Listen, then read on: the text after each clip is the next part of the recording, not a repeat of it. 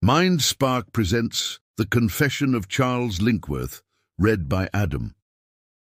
Dr. Teesdale had occasion to attend the condemned man once or twice during the week before his execution, and found him, as is often the case, when his last hope of life has vanished, quiet and perfectly resigned to his fate, and not seeming to look forward with any dread to the morning that each hour that passed brought nearer and nearer. The bitterness of death appeared to be over for him. It was done with when he was told that his appeal was refused. But for those days, while hope was not yet quite abandoned, the wretched man had drank of death daily.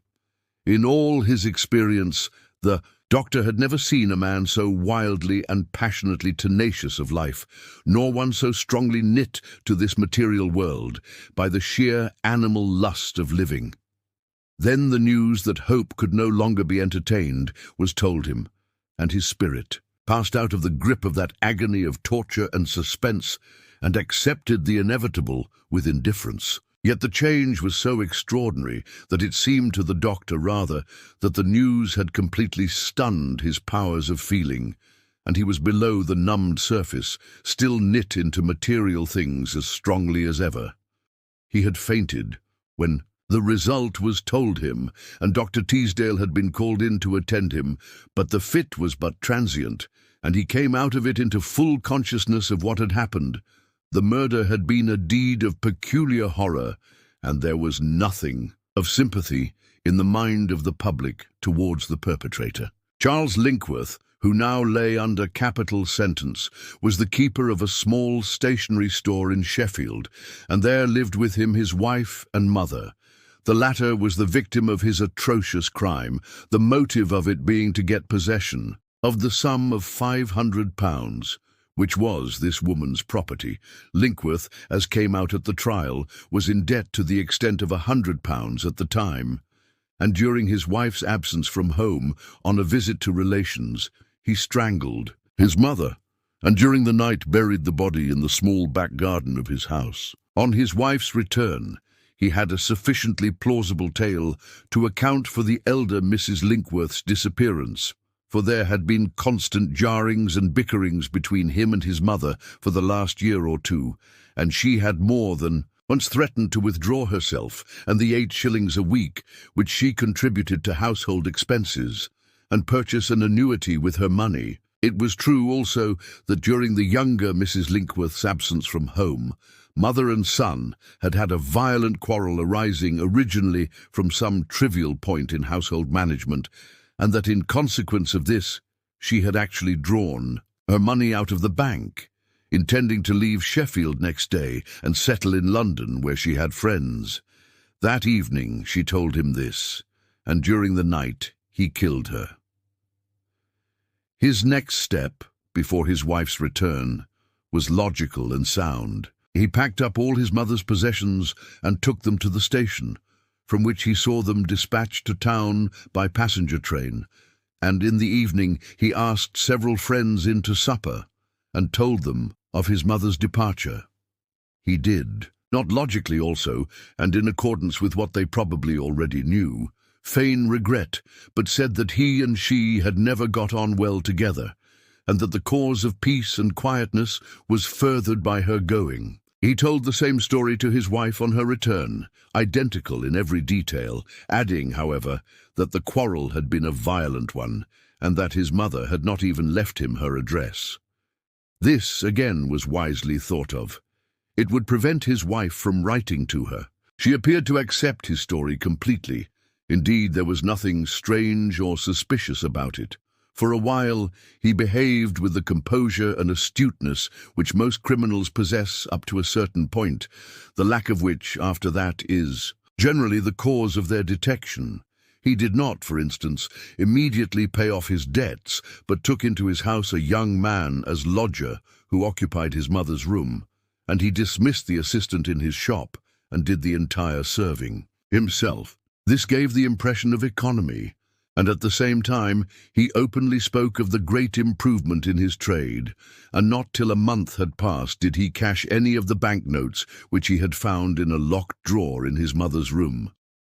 Then He changed 2 notes of £50 and paid off his creditors. At that point, his astuteness and composure failed him. He opened a deposit account at a local bank with 4 more £50 notes, instead of being patient and increasing his balance at the savings bank pound by pound. And he got uneasy about that which he had buried deep enough for security in the back garden. Thinking to render himself safer in this regard, he ordered a cartload of slag and stone fragments, and with the help of his lodger employed the summer evenings when work was over in building a sort of rockery over the spot. Then came the chance circumstance which really set match to this dangerous train. There was a fire in the lost luggage office at King's Cross Station, from which he ought to have claimed his mother's property, and one of the 2 boxes was impartially burned. The company was liable for compensation, and his mother's name on her linen and a letter with the Sheffield address on it led to the arrival of a purely official and formal notice stating that the company were prepared to consider claims. It was directed to Mrs. Linkworth, and Charles Linkworth's wife received and read it. It seemed a sufficiently harmless document, but it was endorsed with his death warrant. For he could give no explanation at all of the fact of the boxes still lying at King's Cross Station, beyond suggesting that some accident had happened to his mother. Clearly, he had to put the matter in the hands of the police with a view to tracing her movements, and if it proved that she was dead, claiming a property which she had already drawn out of the bank. Such at least was the course urged on him by his wife and lodger, in whose presence the communication from the railway officials was read out, and it was impossible to refuse to take it. Then the silent, uncreaking machinery of justice, characteristic of England, began to move forward. Quiet men lounged about Smith Street, visited banks, observed the supposed increase in trade, and from a house nearby looked into the garden where ferns were already flourishing on the rockery. Then came the arrest and the trial, which did not last very long, and on a certain Saturday night the verdict. Smart women in large hats had made the court bright with colour, and in all the crowd there was not one who felt any sympathy with the young, athletic-looking man who was condemned. Many of the audience were elderly and respectable mothers, and the crime had been an outrage on motherhood, and they listened to the unfolding of the flawless evidence with strong approval. They thrilled a little when the judge put on the awful and ludicrous little black cap and spoke the sentence appointed by God. Linkworth went to pay the penalty for the atrocious deed, which no one who had heard the evidence could possibly doubt that he had done, with the same indifference as had marked his entire demeanour since he knew his appeal had failed. The prison chaplain who had attended him had done his utmost to get him to confess, but his efforts had been quite ineffectual, and to the last he asserted, though without protestation, his innocence.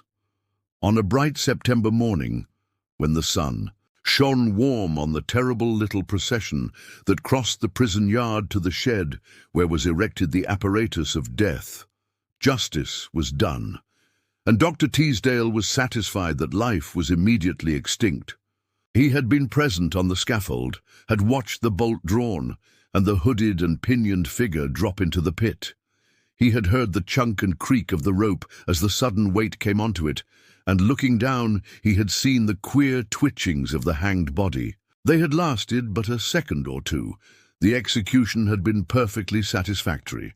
An hour later, he made the post-mortem examination and found that his view had been correct. The vertebrae of the spine had been broken at the neck, and death must have been absolutely instantaneous.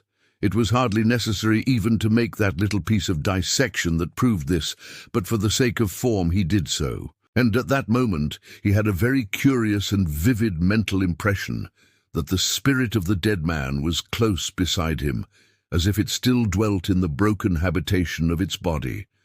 But there was no question at all that the body was dead. It had been dead an hour. Then followed another little circumstance that at the first seemed insignificant, though curious also. One of the warders entered and asked if the rope which had been used an hour ago and was the hangman's perquisite had by mistake been brought into the mortuary with the body. but there was no trace of it, and it seemed to have vanished altogether. And though it was a singular thing to be lost, it was not here, it was not on the scaffold, and though the disappearance was of no particular moment, it was quite inexplicable.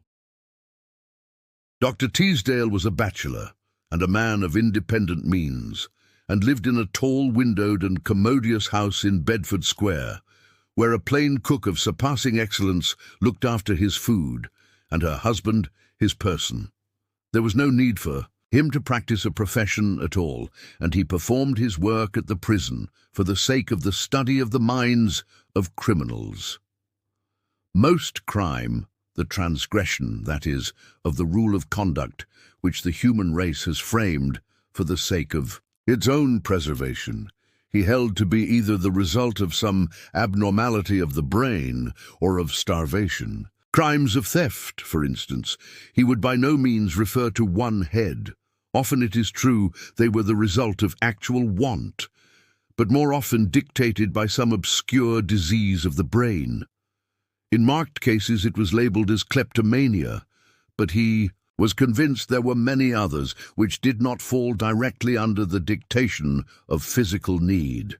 More especially was this the case where the crime in question involved also some deed of violence, and he mentally placed underneath this heading, as he went home that evening, the criminal at whose last moments he had been present that morning. The crime had been abominable, the need of money not so very pressing, and the very abomination and unnaturalness of the murder inclined him to consider the murderer as lunatic rather than criminal. He had been, as far as was known, a man of quiet and kindly disposition, a good husband, a sociable neighbour. And then he had committed a crime, just one, which put him outside all pales. So monstrous a deed, whether perpetrated by a sane man or a mad one, was intolerable. There was no use for the doer of it on this planet at all. But somehow the doctor felt that he would have been more at one with the execution of justice if the dead man had confessed. It was morally certain that he was guilty, but he wished that when there was no longer any hope for him, he had endorsed the verdict himself. He dined alone that evening, and after dinner sat in his study, which adjoined the dining room, and feeling disinclined to read, sat in his great red chair opposite the fireplace, and let his mind graze where it would. At once, almost, it went back to the curious sensation he had experienced that morning, of feeling that the spirit of Linkworth was present in the mortuary, though life had been extinct for an hour. It was not the first time, especially in cases of sudden death, that he had felt a similar conviction, though perhaps it had never been quite so unmistakable as it had been today. Yet the feeling, to his mind, was quite probably formed on a natural and psychical truth. The spirit, it may be remarked that he was a believer in the doctrine of future life, and the non-extinction of the soul with the death of the body, was very likely unable or unwilling to quit at once, and altogether the earthly habitation.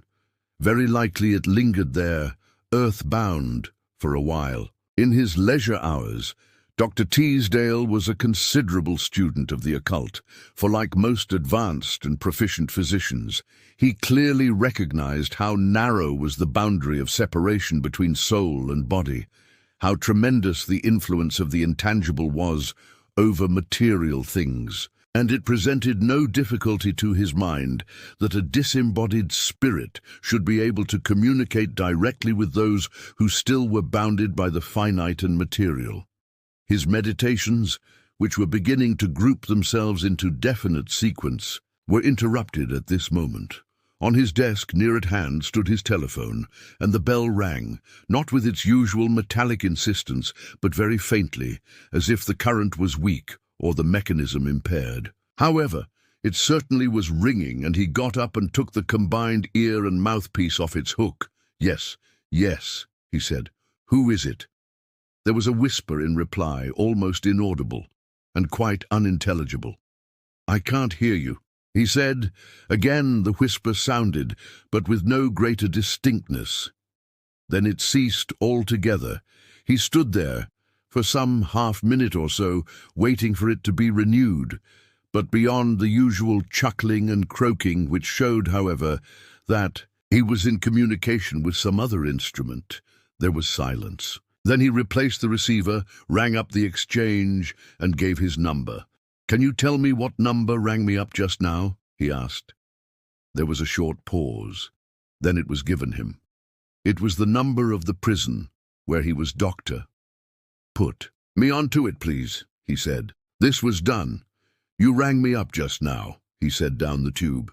"Yes, I am Dr. Teesdale. What is it? I could not hear what you said." The voice came back quite clear and intelligible. "Some mistake, sir," it said. "We haven't rang you up, but the exchange tells me you did 3 minutes ago." "Mistake at the exchange, sir," said the voice. "Very odd. Well, good night. Warder Draycott, isn't it?" "Yes, sir. Good night, sir." Dr. Teesdale went back to his big armchair, still less inclined to read. He let his thoughts wander on for a while, without giving them definite direction, but ever and again his mind kept coming back to that strange little incident of the telephone. Often and often he had been rung up by some mistake. Often and often he had been put on to the wrong number by the exchange. But there was something in this very subdued ringing of the telephone bell, and the unintelligible whisperings at the other end, that suggested a very curious train of reflection to his mind, and soon he found himself pacing up and down his room, with his thoughts eagerly feeding on a most unusual pasture. "But it's impossible," he said aloud.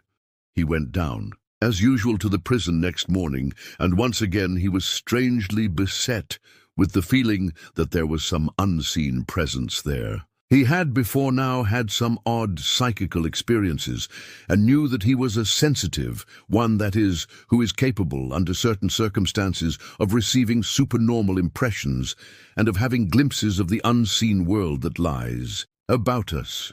And this morning, the presence of which he was conscious was that of the man who had been executed yesterday morning.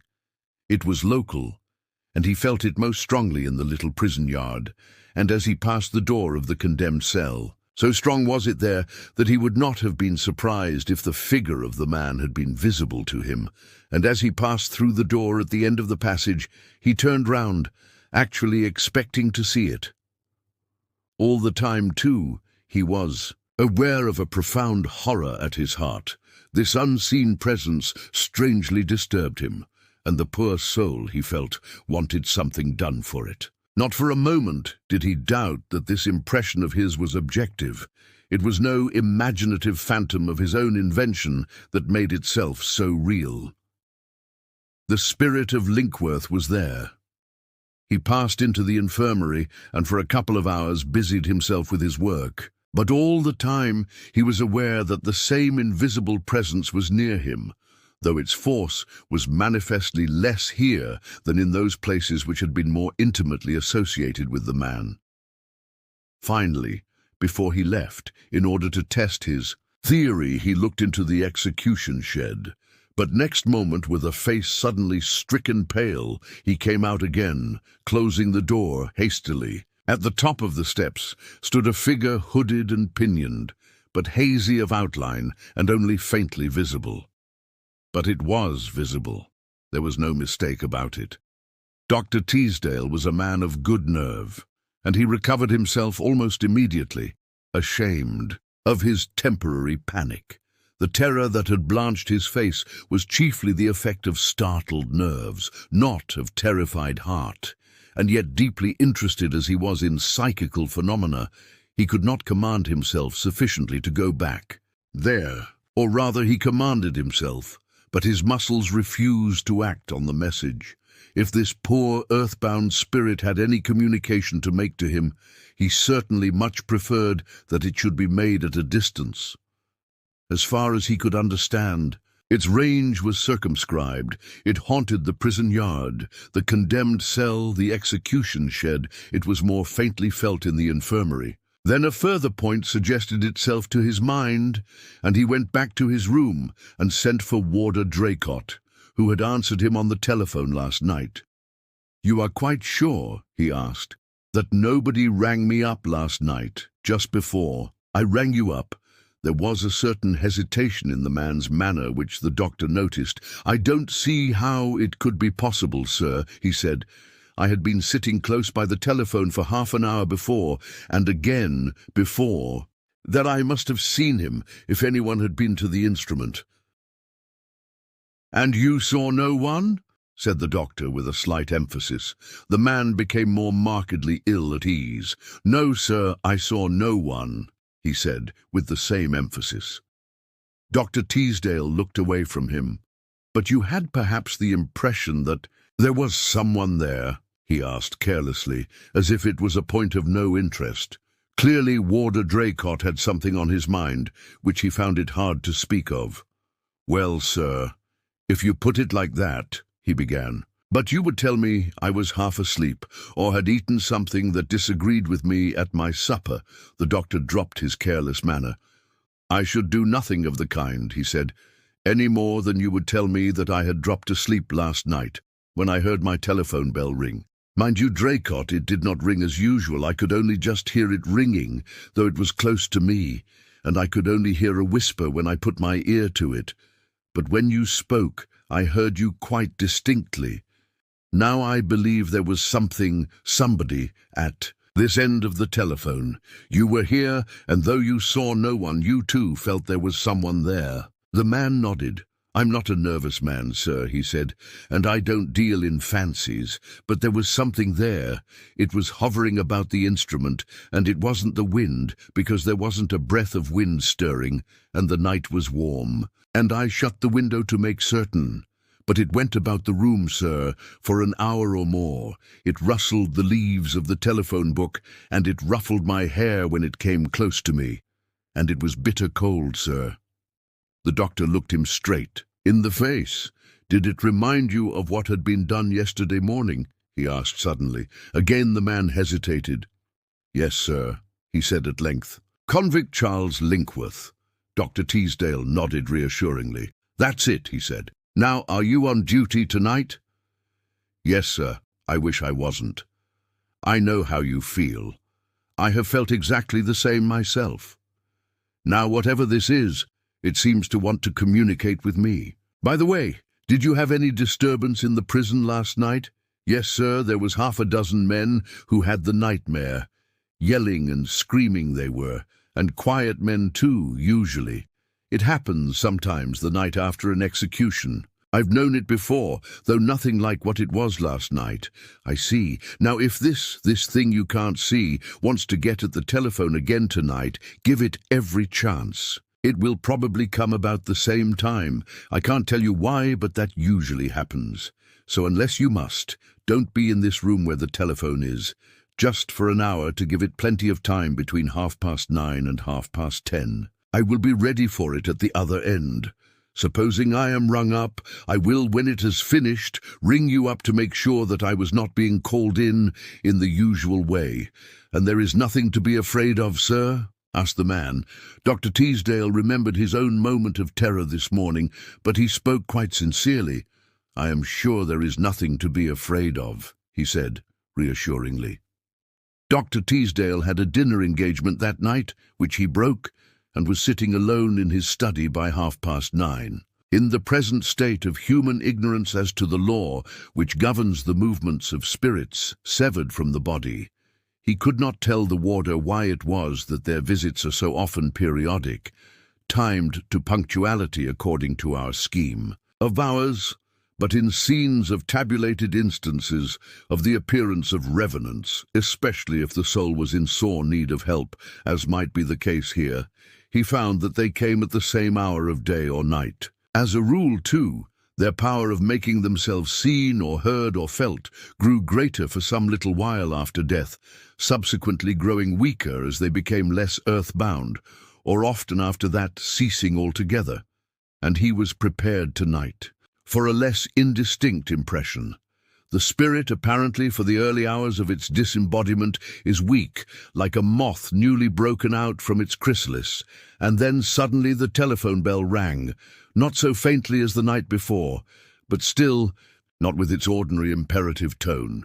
Dr. Teesdale instantly got up, put the receiver to his ears, and what he heard was heartbroken sobbing, strong spasms that seemed to tear the weeper. He waited for a little before speaking, himself cold with some nameless fear, and yet profoundly moved to help, if he was able. "Yes, yes," he said at length, hearing his own voice tremble. "I am Dr. Teesdale. What can I do for you? And who are you?" he added, though he felt that it was a needless question. Slowly the sobbing died down. The whispers took its place, still broken by crying. "I want to tell, sir. I want to tell. I must tell." "Yes, tell me. What is it?" said the doctor. "No, not you. Another gentleman who used to come to see me. Will you speak to him what I say to you? I can't make him hear me or see me." "Who are you?" asked Dr. Teesdale suddenly. "Charles Linkworth. I thought you knew. I am very miserable. I can't leave the prison, and it is cold. Will you send for the other gentleman?" "Do you mean the chaplain?" asked Dr. Teesdale. "Yes, the chaplain. He read the service when I went across the yard yesterday. I shan't be so miserable when I have told."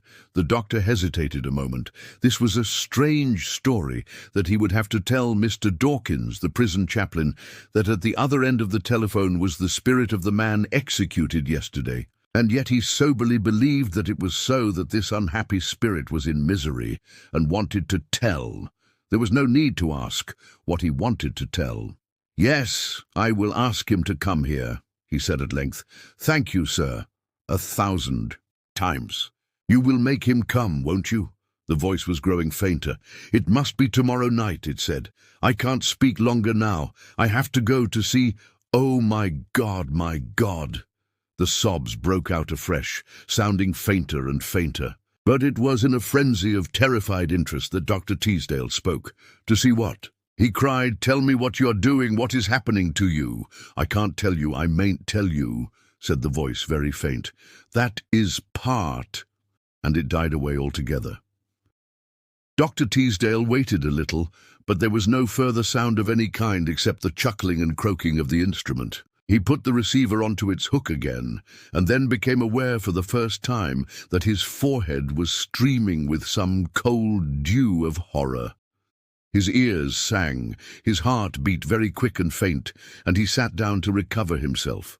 Once or twice he asked himself if it was possible that some terrible joke was being played on him, but he knew that could not be so. He felt perfectly sure that he had been speaking with a soul in torment of contrition for the terrible and irremediable act it had committed. It was no delusion of his senses either.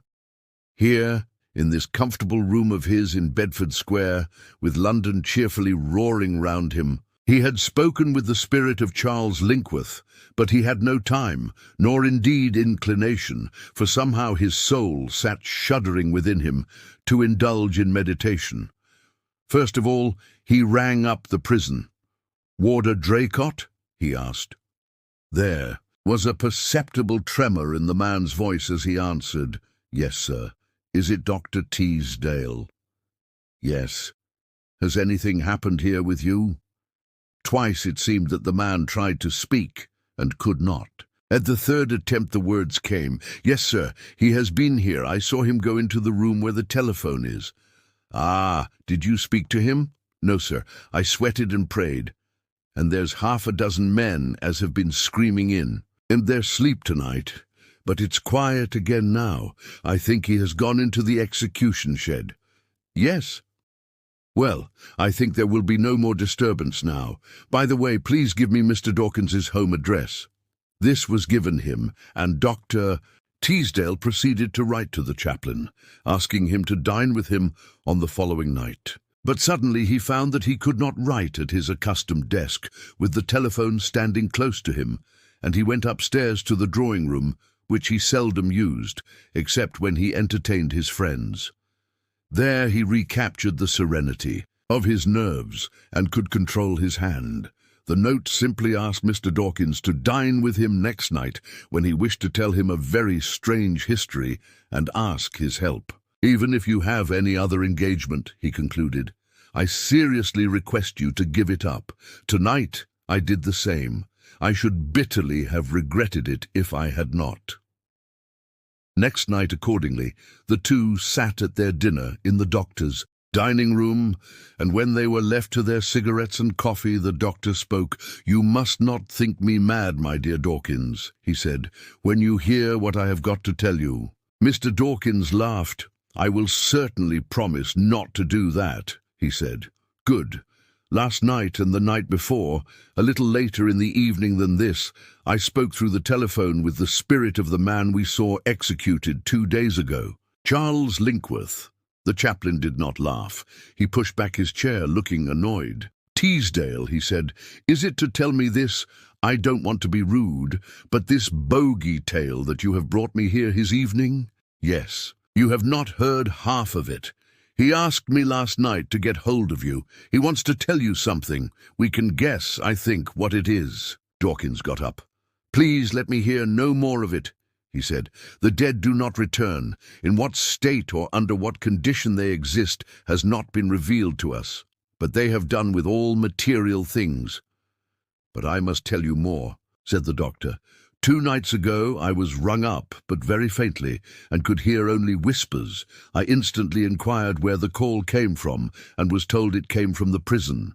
I rang up the prison, and Warder Draycott told me that nobody had rung me up. He too was conscious of a presence. "I think that man drinks," said Dawkins sharply. The doctor paused a moment. "My dear fellow, you should not say that sort of thing," he said. "He is one of the steadiest men we have got. And if he drinks, why not I also?" The chaplain sat down again. "You must forgive me," he said, "but I can't go into this. These are dangerous matters to meddle with. Besides, how do you know it is not a hoax?" "Played by whom?" asked the doctor. "Hark!" The telephone bell suddenly rang. It was clearly audible to the doctor. "Don't you hear it?" he said. "Hear what?" "The telephone bell ringing." "I hear no bell," said the chaplain rather angrily. "There is no bell ringing." The doctor did not answer, but went through into his study and turned on the lights. Then he took the receiver and mouthpiece off its hook. "Yes?" he said, in a voice that trembled. "Who is it?" "Yes, Mr. Dawkins is here. I will try and get him to speak to you." He went back into the other room. "Dawkins," he said, "there is a soul in agony. I pray you to listen. For God's sake, come and listen." The chaplain hesitated a moment. "As you will," he said. He took up the receiver and put it to his ear. "I am Mr. Dawkins," he said. He waited. "I can hear nothing whatever," he said at length. "Ah, there was something there, the faintest whisper." "Ah, try to hear," said the doctor. Again the chaplain listened. Suddenly he laid the instrument down, frowning. Somebody said, "I killed her, I confess it. I want to be forgiven." "It's a hoax, my dear Teesdale. Somebody knowing your spiritualistic leanings is playing a very grim joke on you. I can't believe it." Dr. Teesdale took up the receiver. "I am Dr. Teesdale," he said. "Can you give Mr. Dawkins some sign that it is you?" Then he laid it down again. "He says he thinks he can," he said. "We must wait." The evening was again very warm, and the window into the paved yard at the back of the house was open. For 5 minutes or so, the two men stood in silence, waiting, and nothing happened. Then the chaplain spoke. "I think that is sufficiently conclusive," he said. Even as he spoke, a very cold draught of air suddenly blew into the room, making the papers on the desk rustle. Dr. Teesdale went to the window and closed it. "Did you feel that?" he asked. "Yes, a breath of air, chilly. Once again in the closed room it stirred again." "And did you feel that?" asked the doctor. The chaplain nodded. He felt his heart hammering in his throat suddenly. "Defend us from all peril and danger of this coming night," he exclaimed. "Something is coming," said the doctor. As he spoke, it came. In the center of the room, not 3 yards away from them, stood the figure of a man with his head bent over onto his shoulder so that the face was not visible. Then he took his head in both his hands and raised it like a weight and looked them in the face. The eyes and tongue protruded, a livid mark was round the neck. Then there came a sharp rattle on the boards of the floor, and the figure was no longer there. But on the floor there lay a new rope. For a long while neither spoke. The sweat poured off the doctor's face, and the chaplain's white lips whispered prayers. Then by a huge effort the doctor pulled himself together. He pointed at the rope. "It has been missing since the execution," he said. Then again the telephone bell rang. This time the chaplain needed no prompting. He went to it at once, and the ringing ceased. For a while he listened in silence.